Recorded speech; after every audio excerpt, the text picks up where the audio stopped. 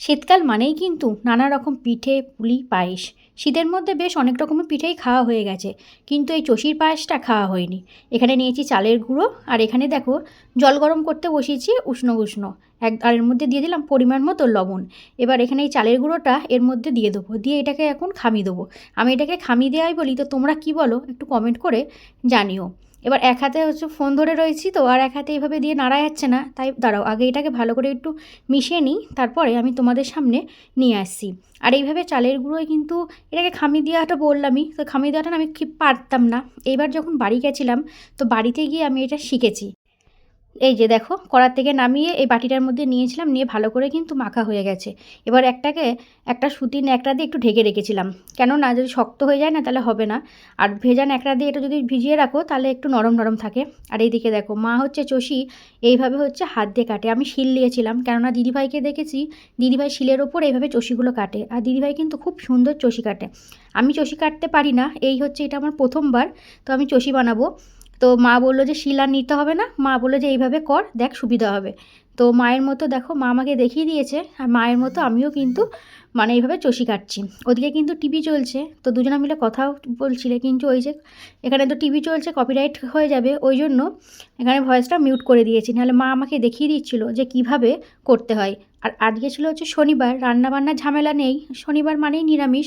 তো তাড়াতাড়ি রান্নাবান্না করে নিয়ে শাশুড়ি আর বৌমা দুজনে মিলে কিন্তু এখানে চষি বানাচ্ছি। দেখো মা প্রথমে যেভাবে দেখিয়ে দিয়েছিল ওইভাবে করেছি, তারপরে এবার আমি এইভাবে বানালাম। আমার থেকে কিন্তু মাই বেশি চষি কেটেছে, কেননা আমি রান্নাবান্না সেরে তোমাদের দাদাভাইয়ের সঙ্গে গেছিলাম একটু বাজারে, তো আস্তে আস্তে দেখি মার অনেকগুলোই চষি কাটা হয়ে গেছে। তো এই যে দেখো এইগুলো হচ্ছে আমি চষি কেটেছি, খুব মানে খারাপও হয়নি ভালোও হয়নি, মোটামুটি হয়েছে। আর এইদিকে দেখো মা কেটেছে, মা এগুলো কিন্তু বেশি সুন্দর হয়েছে। আর আমি যেহেতু ভালো চষি কাটতে পারি না, তাই মা বলছে তাতে কী আছে, মানুষের শেখার তো শেষ নেই। আজকে এরকম হচ্ছে, দুদিন বাদে আবার ঠিক হবে। তো আস্তে আস্তে কিন্তু সব জিনিসই ঠিক হয়ে যায়। তো দেখো আমাদের চষি কাটা কিন্তু কমপ্লিট হয়ে গেছে। এগুলো হচ্ছে মাও করেছে, আর ওগুলো হচ্ছে আমি করেছিলাম। তো এখন হচ্ছে এইগুলোকে মা বললো এখন রোদ রয়েছে, তো একটু ছাদে দিয়ে আয়। আর ছাদে মানে একটু রোদে একটু শুকাবে, তারপরে মা বললো এগুলো বিকালের দিকে করব, না হলে কিন্তু এখনই করা হয়ে যেত। আর তারপরে দেখো এই যে সমস্ত চষিগুলো এক জায়গায় নিয়ে নিচ্ছি, আর এইগুলো এখন দেবো হচ্ছে ছাদে একটু দিয়ে আসি। আর চষির পায়েস কিন্তু খেতে দারুণ লাগে, তোমাদের খেতে কেমন লাগে কমেন্ট করে জানিও। এই যে চলে এসেছি ছাদে, আর এইটাকে এখন একটা এই ঝাঁঝরি দিয়ে ঢাকা দিয়ে যাবো, যাতে কাকেটাকে মুখ না দেয়। বেশি রোদ পাবে না, কেননা বেলা কিন্তু অনেকটাই হয়ে গেছে, তাও যেটুকু রোদ পাই। আর এইদিকে দেখো কত লাল লাল লঙ্কা দেখেছো, এইগুলো রোদে দিয়েছিলাম শুকোনোর জন্য। এখন ঘড়িতে প্রায় ওই 6টা মতো বাজে, সন্ধে পুজো দেওয়া হয়ে গেছে। শাশুড়ি আর বৌমা দুজনা মিলে আবার চলে এসেছি রান্নাঘরে। দুপুরবেলায় তো চষি কাটা হয়েছিল, তো তখন তার চষির পায়েস হয়নি, মা বলেছিল সন্ধেবেলায় করবে। তাই এখন হচ্ছে চষির পায়েস বানানো হবে। মা ওইদিকে এখন দুধটা জাল দিতে বসিয়েছে, আর আমি সন্ধে দিয়ে চলে এসেছি। দেখেছো চষিগুলো কতটা দেখতে ভালো লাগছে।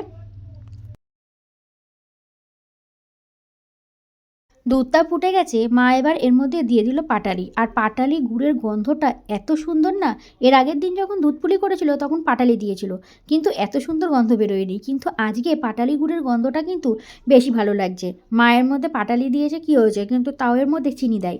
বলে নাকি চিনি আর পাটালি দিয়ে যদি করা হয় তাহলে নাকি খেতে ভালো হয়। আর কালারটা দেখেছো কত সুন্দর এসেছে।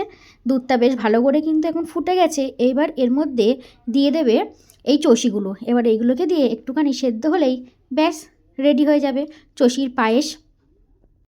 দেখো বন্ধুরা রেডি হয়ে গেছে কিন্তু আমাদের চষির পায়েস, আর কালারটা না দারুণ এসেছে। তবে শুধু কিন্তু চষির পায়েস হয়নি, হয়েছিল সরা পিঠেও। কেননা পৌষ সংক্রান্তির আগের দিন আমাদের তো সরা পিঠে করতে হয়, সেদিনকে সরা পিঠে করে আমরা সবাই খেয়েছিলাম। তো আমার দাদা মানে ভাসুর বাড়িতে ছিল না, ওই জন্য দাদা তো সেদিনকে সরা পিঠে খেতে পারিনি। তাই এই জন্য আজকে আবার কিন্তু সরা পিঠেও বানানো হয়েছে।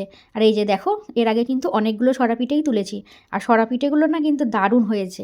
তো এইদিকে দুখানা প্লেট সাজিয়ে নিয়েছি, একটা এটা দেবো হচ্ছে দাদাকে, আর ওইদিকে এই প্লেটটাই দেবো হচ্ছে মাকে। মা এখন বললো চষির পায়েস খাবে না, তাই মাকে এখন সরা পিঠে দিচ্ছি। আর এখানে রয়েছে এখনও এতগুলো পিঠে।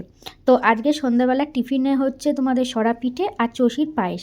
তো খেতে কিন্তু বেশ দারুণ লাগছে। তোমরা খেতে কে কে পছন্দ করো অবশ্যই কিন্তু কমেন্ট করে জানাতে ভুলো না। যদি ভিডিওটা তোমাদের ভালো লাগে তাহলে একটা লাইক করে দিও। Bye bye.